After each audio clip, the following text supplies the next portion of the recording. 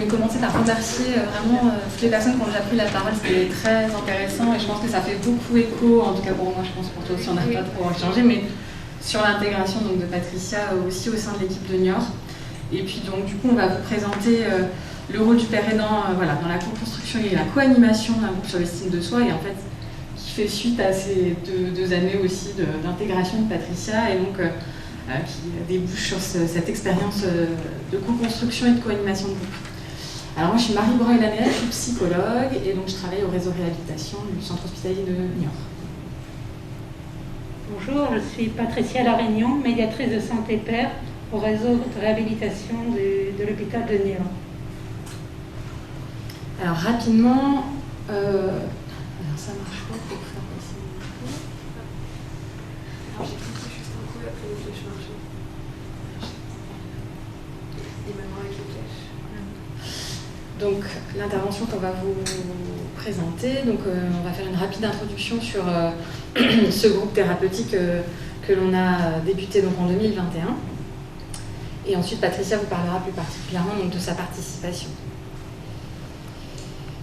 Donc la jeunesse du groupe, moi je suis partie en formation à partir de 2019 pour me former au TCC. Et donc j'avais bien envie de mettre à profit cette formation au sein du service dans l'animation de groupes thérapeutiques. L'autre point, c'était qu'on retrouvait beaucoup de difficultés sur les sujets de l'estime de soi et de l'affirmation de soi chez les personnes que l'on accompagnait. Et donc j'ai proposé à l'équipe de travailler sur cette thématique-là pour penser à un nouveau groupe thérapeutique au sein de notre service. Ensuite, rapidement, on a identifié voilà, un trio de professionnels qui étaient intéressés et motivés pour travailler sur ce sujet-là. Donc, une éducatrice spécialisée, Magali Donzo, Patricia et moi-même. Donc, notre groupe, il comporte 14 séances de 2 heures, dont une séance à distance à 3 mois. Et les séances se décomposent toutes de la même manière, un petit temps d'accueil et de relaxation pour voilà, être bien là, bien présent et le plus détendu possible pour débuter notre séance. Un temps de psychoéducation et d'introduction sur des concepts théoriques. Et ensuite, des exercices plus concrets d'application, de pratique en séance, des jeux de rôle. Et toujours des tâches à domicile entre chaque séance. Nos groupes, voilà, ils sont constitués entre 6 à 8 participants. Là, le groupe de 2021, il y avait 6 personnes et le prochain, il y aura probablement 8 ou 9 personnes. Donc il y avait des indications et des contre-indications. Il fallait bien sûr que la personne, elle soit en demande d'aide autour de ces thématiques, ce qui est voilà, souvent le cas, c'est ce qu'on disait. Quelles sont les capacités pour se mobiliser autour de ces outils proposés. Et puis, alors ça nous semblait très important, c'était qu'il y ait bien sûr d'autres soins en parallèle, que ça ne vienne pas comme le seul outil. En fait, on a des personnes qui pouvaient nous être adressées où il n'y avait pas forcément de soins en parallèle encore entamés ou pas forcément de psychothérapie, alors qu'il y avait parfois d'autres problématiques, et donc il nous semblait très important de travailler en complémentarité avec d'autres soins. Notre groupe il est construit de la manière suivante. D'abord, on essaie de comprendre avec les participants comment l'estime de soi s'est-elle construite de cette manière-là et comment elle se maintient. Donc ça passe par mieux se connaître au travers d'un récit autobiographique. On constitue une frise chronologique de vie. On identifie voilà, les croyances négatives sur soi, les pensées autocritiques, les prédictions anxieuses, et on introduit sur les notions de schémas et de règles de vie qui sont à l'origine de ces pensées autocritiques et de ces croyances négatives sur soi. Ensuite, la deuxième partie du groupe, c'est comment améliorer l'estime de soi. Donc il va y avoir tout un travail autour de l'identification et de la reconnaissance de ses qualités, de ses valeurs. Un travail de restructuration cognitive sur les pensées autocritiques, comment formuler des pensées alternatives pour modifier sa manière de se concevoir et de se penser. Apprendre à s'affirmer, donc c'est une petite introduction à l'affirmation de soi. Et enfin, on va renforcer la capacité à agir, observer ses réussites, introduire des petits changements et planifier des activités. Je vais vous parler plus précisément de ma participation à ce groupe en tant que père aidante, ou médiateur en tant que médiatrice de santé père. Alors, je me suis d'abord interrogée sur ma légitimité. Oui. En effet, j'avais très envie de faire le groupe sur l'estime de soi, mais n'ayant moi-même pas une estime de moi très solide, était-il judicieux que j'anime ce groupe? Allais-je donner une image assez positive du rétablissement? Je questionne autour de moi, notamment ma psychologue qui me répond « Justement, ce doute est intéressant. Il induit un questionnement peut-être plus intéressant que si vous aviez pleinement confiance en vous. » Ma psychiatre, quant à elle, me signifie que si j'ai réussi ma formation de médiatrice de santé père et suis parvenue à travailler au sein du réseau réhab de l'hôpital de Niort, c'est probablement aussi parce que je n'ai pas une si mauvaise estime de moi que je le prétends.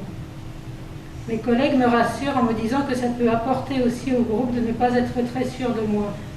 Par ailleurs, elles me font part également de leurs doutes vis-à-vis de leur propre estime d'elles-mêmes et de leur confiance en elles. Je citerai Camille Niard, père aidante professionnelle. Elle dit « Certains participants du groupe n'arrivent pas à s'identifier à une personne trop rétablie, si peu concernée, et de fait, la rencontre ne s'opère pas. » Elle donne l'exemple de M. H qui ne semble pas croire au fait que l'animateur père est concerné. Trop propre, trop net, trop enthousiaste, il ne s'identifie pas. Je me dis donc que ma timidité peut ajouter une certaine authenticité à ma façon d'être avec les personnes, qu'ils peuvent se sentir plus proches de quelqu'un qui a une assurance relative. Au moment où on a préparé cette présentation avec Patricia, elle nous a demandé si nous, on avait eu des interrogations sur sa légitimité. Nous n'en avions pas. Nous étions, je pense, persuadés de l'intérêt de travailler en collaboration sur ce groupe-là. Voilà, c'était vraiment, à nos yeux, tout à fait intéressant de travailler dans cette complémentarité.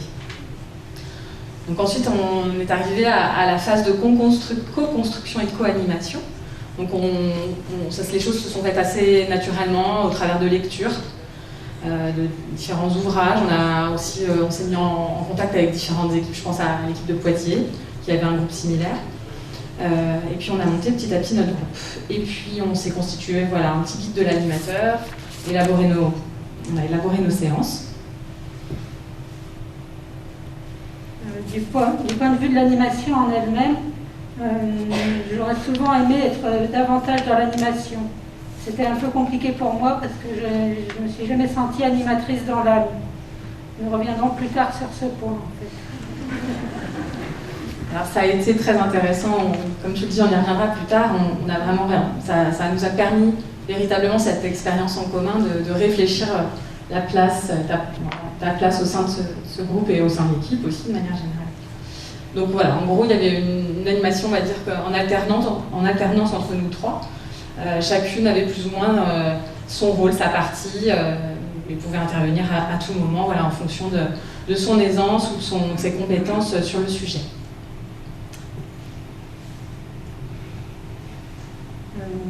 Nous avons dû nous adapter suite à mon absence, en effet, alors que je commençais juste à être plus à l'aise avec l'animation. À la moitié des séances, bam, je me suis cassé la cheville. Donc ça a été un vrai manque pour le groupe, parce qu'en plus Patricia, c'était vraiment beaucoup investi dans la construction et dans l'animation du groupe. Avec l'accord des participants, on a pris la décision, ça nous semblait vraiment indispensable de fonctionner comme ça, de continuer à faire participer Patricia à distance. Donc on avait des liens par mail ou par téléphone après chaque séance, on lui faisait retour de ce qui se passait dans le groupe. Et puis on a eu la chance aussi que tu sois revenu effectivement à la fin pour la dernière séance. Donc c'était important qu'elle puisse continuer à participer. Par exemple, durant une séance sur les qualités où j'étais absente, Adrien, un participant, est intervenu pour parler de la maladie psychique. Il l'a associé au courage. Mes collègues m'ont rapporté ses propos par mail et j'ai fait un retour au groupe en disant qu'il faut effectivement un courage immense pour vivre avec une maladie psychique. Les personnes qui ne connaissent pas bien la maladie psychique n'ont pas toujours conscience de cela. Mes collègues ont donc rapporté ces propos au groupe. Par ailleurs, j'ai encouragé par échange de mails également avec mes collègues la participation d'une personne du groupe qui semblait en décalage par rapport aux autres. Selon moi, sa différence pouvait aussi être un atout pour le groupe, même s'il est vrai qu'il ne fallait pas non plus qu'elle qu'elle le perturbe excessivement. Nous étions tout à fait en accord sur ce point avec mes deux collègues, mais le fait de pouvoir en parler, même par mail ou par téléphone, a été bénéfique à notre réflexion sur le fonctionnement global du groupe. Effectivement, quand on a reparlé après à l'issue du groupe de ce travail qu'on a fait avec Patricia, on s'est rendu compte qu'il s'agissait véritablement d'un travail d'intervision qu'on a pu faire avec Patricia. Le fait qu'elle ait ce regard, qu'elle connaisse le groupe, mais qu'elle soit aussi un regard un peu extérieur, nous a vraiment permis de cheminer aussi sur le plan clinique pour le groupe. Je vais maintenant parler des spécificités de la participation d'un père aidant à un groupe sur l'estime de soi. Tout d'abord, un savoir d'expérience, un témoin vers l'espoir. J'ai pu faire part de mon expérience au groupe, non pas en me prenant pour un modèle, mais plutôt en évoquant mon expérience comme un exemple parmi d'autres. Quelqu'un qui, même avec la maladie psychique, est parvenu à avoir une vie satisfaisante et épanouissante. Cela véhiculait un message d'espoir. Grâce à mon expérience, j'ai pu donner des exemples, des astuces, d'éventuels écueils à éviter. Ensuite, une possibilité d'identification, une sorte de compagnon de route. Il est possible que certains participants s'identifient au père aidant qui a vécu la maladie psychique également, même s'il a forcément un parcours différent. Les participants peuvent avoir une certaine proximité avec le père aidant, peut-être plus accessible, qu'ils peuvent éventuellement voir comme une sorte de compagnon de route. Par exemple, je suis quelquefois intervenue suite à des remarques des participants pour appuyer ce qu'ils disaient, souligner la justesse de leurs propos en disant que j'avais pu connaître des situations approchantes. Ensuite, un incitateur à la prise de parole, au dévoilement, la valorisation du vécu, du savoir expérientiel des participants. Le fait que le père aidant se dévoile en partie peut inciter les participants à en dire davantage sur eux. Par exemple, parfois je prenais la parole en premier sur tel ou tel exercice afin d'encourager le reste du groupe à parler, car selon moi, le dévoilement de soi est un outil essentiel au sein des groupes. Le père aidant fait passer le message comme quoi le vécu, le savoir expérientiel est riche. Ce qui est parfois méconnu et souvent sous-estimé chez les pères aidés. Comme le dit Jean-François Pelletier, professeur à l'Université de Montréal, dans son livre « Se rétablir en santé mentale ». En effet, les pères aidés, manquant d'estime d'eux-mêmes, ont souvent tendance à banaliser leur vécu. Or, il leur faut apprendre à devenir fiers des belles choses accomplies, à en reconnaître la valeur. Par exemple, nous encouragions de petites actions que les participants minimisaient au quotidien, comme par exemple faire le ménage, s'occuper des enfants, etc. À plusieurs reprises, une fois qu'ils se connaissaient mieux, les participants eux-mêmes ont pu s'entraider pour valoriser telle ou telle compétence ou qualité d'un autre participant. Par exemple, Héloïse a pu dire à l'INSEE, à un moment où celle-ci se dévalorisait, combien elle était admirative car l'INSEE élève un enfant handicapé. Ensuite, le père aidant dans le rôle de déstigmatisation vers le pouvoir d'agir et l'autodétermination des participants.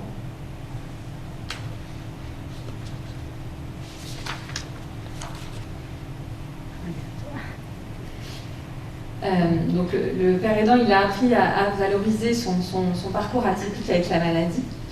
Et ça permet effectivement pour les participants de les rassurer sur leur propre situation, les encourager à ne pas se dévaloriser du fait de leurs troubles psychiques. On connaît le livre de Luc Villot qui porte le titre « Je suis une personne, pas une maladie ». Voilà, la maladie ne nous définit pas, elle est un élément de la vie, un élément peut-être important, mais nul n'est une maladie. Chacun a des caractéristiques qui lui sont propres et devrait pouvoir composer avec sa personnalité avant tout, même si ce n'est pas toujours une chose facile. J'ai par exemple coutume de dire que la maladie psychique ne m'a pas apporté que du négatif. Elle m'a aussi apporté des bénéfices au sens où, grâce à elle, j'ai appris à mieux me connaître, à savoir ce qui me convient ou non. Elle m'a également apporté une certaine ouverture d'esprit, une plus grande tolérance et davantage d'empathie. Par exemple, ce type de témoignage de ma part a été utile durant les séances sur le récit autobiographique et les qualités. En effet, j'ai montré que la maladie et le rétablissement ont révélé certains traits de personnalité positifs. D'autre part, le père aidant peut parler des écueils qu'il aura su éviter ou surmonter en ne se montrant pas comme quelqu'un d'exemplaire, mais comme quelqu'un qui a su se servir également de ses erreurs pour avancer, et ce avec une problématique de maladie psychique qui compliquait son existence. Enfin, une passerelle, un médiateur, un intermédiaire entre autres professionnels et soignés. Le père aidant peut parfois jouer le rôle d'intermédiaire entre la personne et l'animateur thérapeute. Je veux dire par là que le père aidant peut sembler plus accessible aux participants et qu'il peut servir de médiateur entre soignés et autres professionnels. Cela est d'ailleurs vrai dans les deux sens, les autres professionnels pouvant avoir recours au père aidant dans certaines situations auprès des soignés. Les collègues peuvent effectivement voir dans le père aidant quelqu'un qui abordera d'une façon plus directe, plus simple, enfin disons surtout de façon complémentaire à sa propre pratique, les problèmes que la personne peut rencontrer. Ensuite, les questionnements et les perspectives d'animation. L'interrogation sur mon rôle, retour sur ma participation, mes impressions. J'ai toujours un peu l'impression de ne pas en avoir fait assez. J'aurais aimé approfondir plus mes connaissances sur la psychoéducation dès le départ pour pouvoir éventuellement relayer mes collègues dans certaines explications. J'aurais aimé participer davantage à l'animation, même si c'est un peu compliqué car je ne suis pas tellement à l'aise dans ce domaine. J'aurais aimé animer un ou deux temps de relaxation.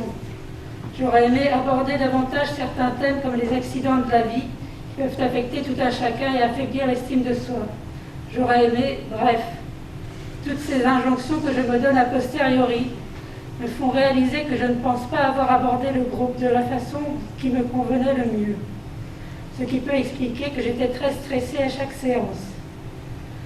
J'aurais voulu me montrer plus forte que je ne suis, et je n'y parvenais pas. Par moments, ma parole était comme bloquée, tellement je me mettais de pression moi-même. Avec le recul, je pense que j'aurais mieux fait de me montrer encore plus authentique que je ne l'étais déjà.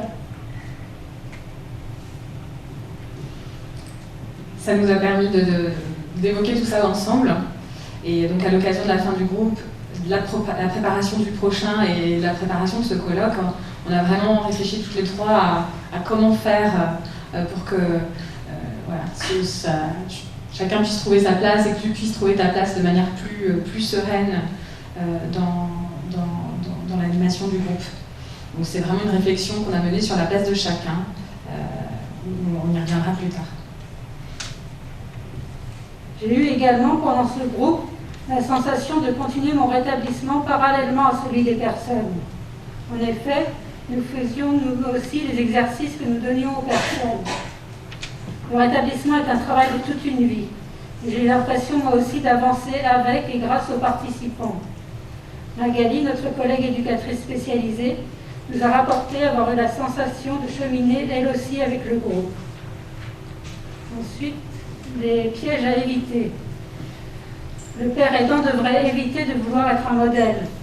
En effet, même s'il peut offrir une possibilité d'identification à certains participants, il doit se présenter tel qu'il est, comme nous l'avons vu avec authenticité, avec ses capacités et ses limites.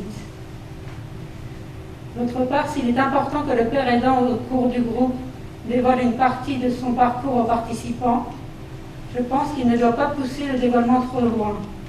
En effet, son temps de parole ne doit pas prendre trop de place par rapport à celui des participants. Il est là pour encourager la parole des participants, non pour s'y substituer. D'autre part, il s'agit parfois peut-être pour le père aidant de ne pas aller trop loin dans son dévoilement pour ne pas mettre en péril sa propre estime de lui. J'entends par là que révéler certains points de son histoire plus délicats, entre guillemets, pourrait le mettre à mal face au groupe et à ses collègues. Le père aidant n'a pas à vouloir, d'autre part, le père aidant n'a pas à vouloir assumer tous les rôles au sein de l'animation. Il doit être conscient de ses spécificités et de celles de ses collègues pour que l'animation se passe au mieux. Donc le père aidant, voilà, comme le dit Patricia, a une façon de voir les choses différentes du reste de l'équipe d'animation du groupe sur l'estime de soi, parce qu'il a lui-même vécu la maladie psychique de l'intérieur. Il a ce savoir expérientiel qui lui donne une légitimité qui est différente et donc complémentaire de celle des professionnels. J'ai été particulièrement sensible à ce que vous disiez tout à l'heure sur cette question de la complémentarité. Quand on a préparé cette intervention avec Patricia, on a pu débattre pas mal sur justement cette idée parfois de l'opposition entre le médiateur de santé père ou père aidant et les autres professionnels. Et on s'est vraiment entendu sur le fait qu'effectivement ça devait vraiment se faire dans une complémentarité et non dans une opposition et dans l'affirmation voilà, forcément d'une définition par l'opposition. Donc voilà, la complémentarité du père aidant avec ses collègues, voilà, il est ni plus ni moins légitime en tout cas que les professionnels, mais de manière, sa légitimité est différente, elle est expérientielle et elle vient compléter celle des collègues. Ensuite, nous avons demandé aux participants leur avis et ils nous ont fait ce retour. Les participants, quand nous leur avons demandé a posteriori ce qu'ils avaient pensé de la participation d'une père aidante dans le groupe sur l'estime de soi, nous ont répondu. Élodie a dit tu avais de très bonnes interventions qui nous ont touchés car tu es passé par la maladie. Adrien, la participation d'un père aidant au groupe m'a apporté des conseils et des stratégies pour gérer la maladie, mais aussi un sentiment de soulagement à me dire que l'on peut se relever et avancer et que je ne suis pas tout seul dans cette situation.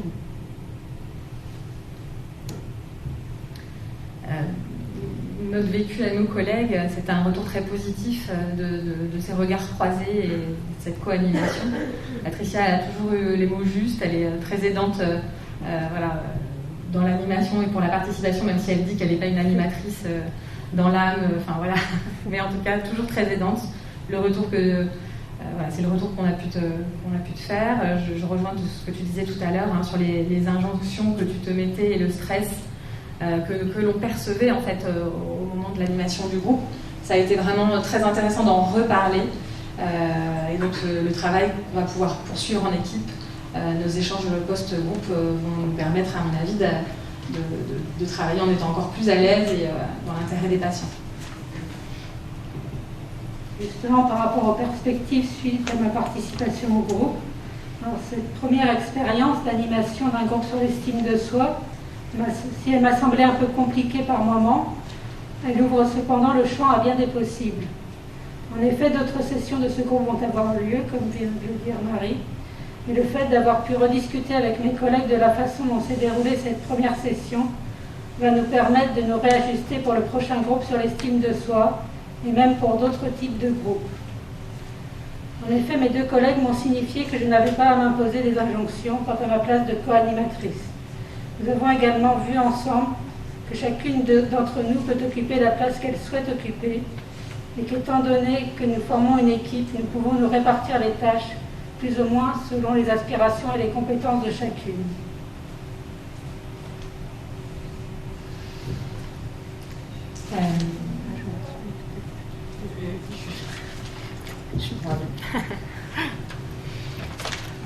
Oui, c'est important, voilà.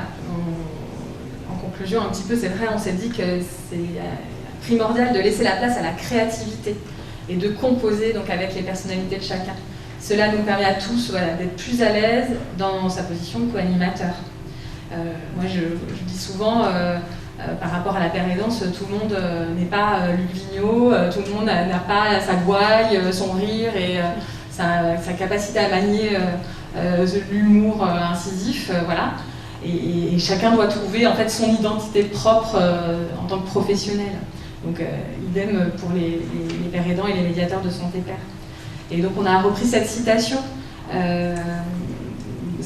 C'est pourquoi l'expression d'un charisme dépend étroitement d'une part de la personnalité du MSP et d'autre part de l'autonomie qui lui est laissée. Elle sera encouragée dans les services qui défendent une certaine conception de l'innovation, incitant le MSP à inventer sa fonction.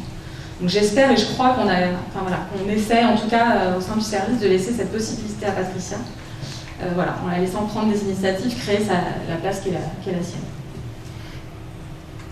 Et puis au fond, l'animation, qu'est-ce que c'est? Moi, j'avais tendance à m'imaginer que pour être animatrice, il fallait du dynamisme, du charisme. Bref, je mettais l'animateur un peu trop sur un piédestal. Mais si l'on prend l'étymologie du mot animer, en latin, c'est donner vie. Or, il existe de multiples façons de donner vie. Le récit de vie peut faire partie des techniques d'animation.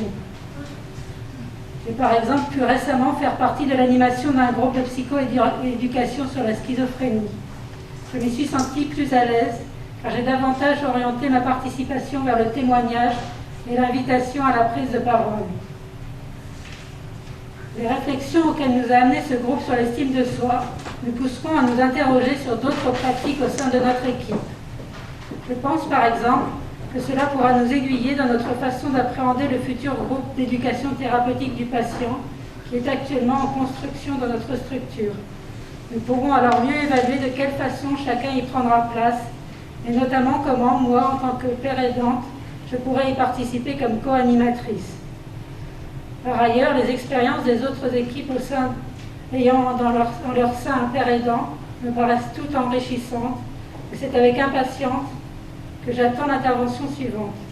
L'exemple du centre hospitalier de Bordeaux et celui d'Esquirol notamment viendront assurément enrichir mes réflexions sur la, ou plutôt les façons d'être père aidant au sein des groupes thérapeutiques.